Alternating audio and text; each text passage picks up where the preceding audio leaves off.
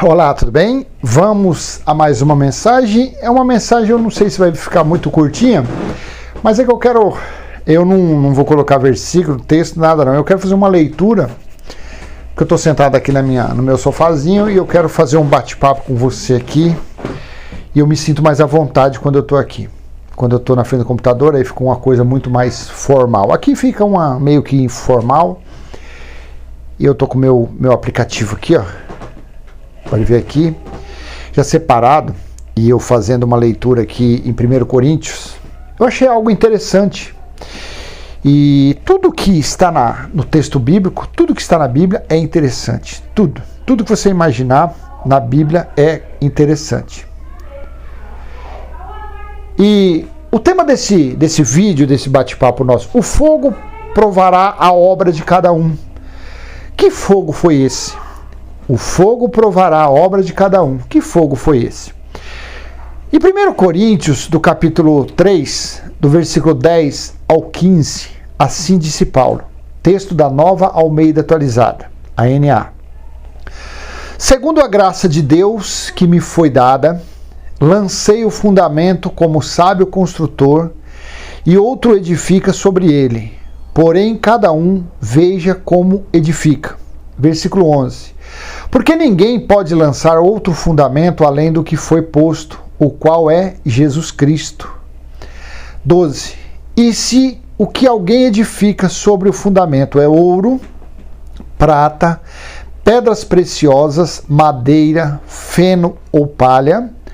13. A obra de cada um se tornará manifesta, pois o dia a demonstrará, porque será revelada pelo fogo, e o fogo provará provará qual é a obra de cada um.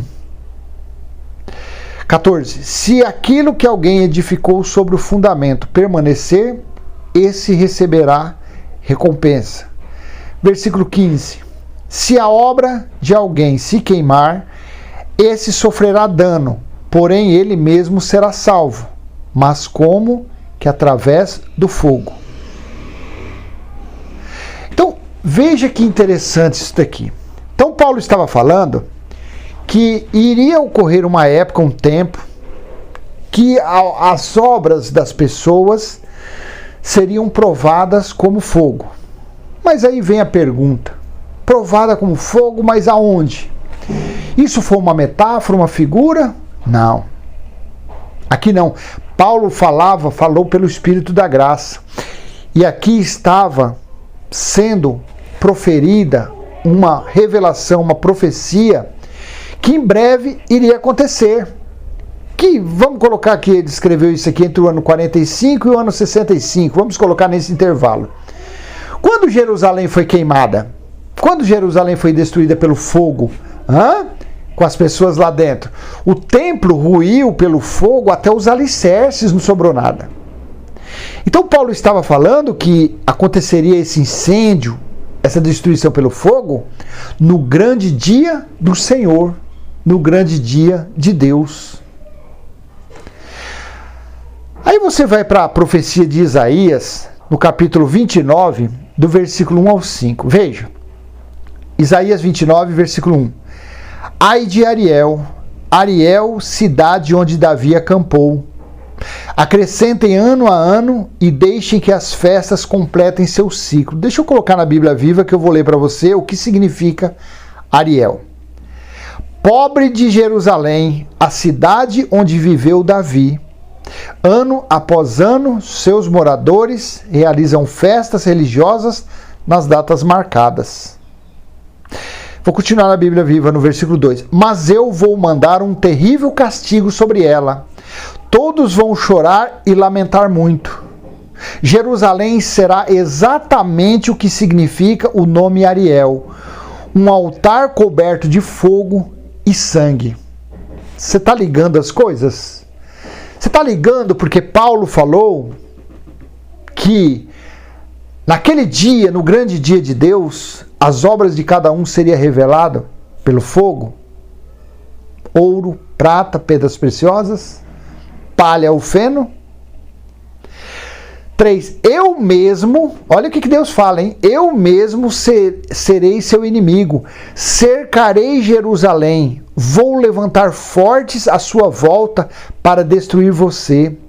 Versículo 4 de Isaías 29. Quando você tiver sido derrubada e misturada com a poeira, a sua voz se fará ouvir como a de um fantasma, saindo da terra em que você foi sepultado. Versículo 5.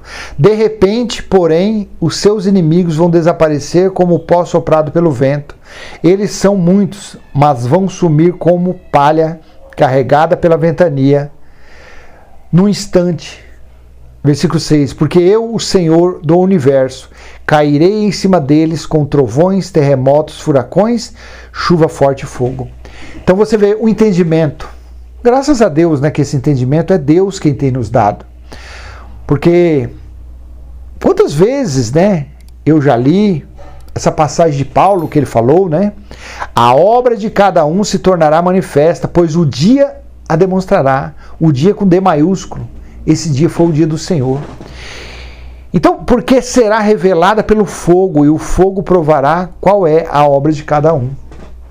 Aí você vai para a profecia de Isaías e você vê Isaías falando que Deus iria cercar Jerusalém e ali no cerco, dentro daquela cidade, ela seria um altar de fogo e sangue.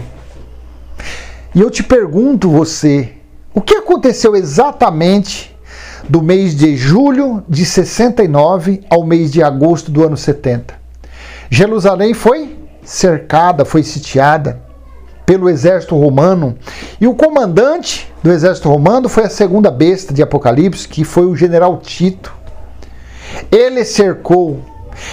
E segundo Flávio Joséfo, diz que o general Tito falou assim que tinha duas opções, porque ele tinha maquinário e tinha soldados para invadir Jerusalém de uma vez. E ele tinha duas opções, ou invadir de uma vez e destruir Jerusalém, ou a segunda opção, que era o cerco. E Deus colocou na mente qual? O cerco. Porque o cerco foi profetizado, foi falado desde Deuteronômio 28. Um castigo sobre o povo de Israel. Jesus disse em Lucas 21, 20: quando, porém, vocês virem Jerusalém sitiada de exército, ou seja, cercada. Jesus disse isso aos discípulos no Monte das Oliveiras, no ano 33. Discípulos, quando vocês virem, os que estiverem vivos, vocês virem Jerusalém cercada, saibam que está próxima a sua devastação. Jesus disse. Em Deuteronômio 28, 53, veja o que Deus falou. Para aqueles que não cumprissem as leis que ele deu a Moisés por intermédio de anjos no Monte Sinai. Deuteronômio 28, 53 em diante. Na angústia e no aperto em que vocês ficarão com o cerco dos seus inimigos, vocês comerão o fruto do seu ventre, isto é, a carne de seus filhos e de suas filhas, que o Senhor seu Deus lhe der. Deuteronômio 28, 53 em diante. Esse escrito, essa situação está dentro de um contexto de maldições para os judeus que não cumprissem as leis dele, que não cumprissem os estatutos. E assim aconteceu na Ariel de Deus, na lareira de Deus, dentro de Jerusalém. Então, como é fácil hoje, né? Nós entendemos as passagens bíblicas, nós entendemos as profecias, como é fácil. Graças a Deus. Tá bom? Então esse vídeo é muito curtinho, que eu vou postar ele hoje. Hoje é sábado, dia 13, eu vou postar ele às 18 horas. Então, só para você entender, quando Paulo disse que o fogo iria provar. E também aproveitando aqui essa deixa, João Batista disse assim: eis o mais poderoso do que eu, que batiza com o Espírito Santo e com fogo. O batismo com fogo não é o que a religião fica por aí. Ah, eu fui batizado com fogo. Ah, balabalabalá, balabalabalá. Não. O batismo que João falou era o fogo do ano 70. Jesus disse em outra passagem: vim para colocar fogo na terra. Como eu gostaria que esse fogo já tivesse aceso. Lareira de Deus, Isaías 29. Contribua com esse canal dando joinha, compartilhando, se inscreva e até a próxima, se assim o Pai permitir. Tchau, tchau.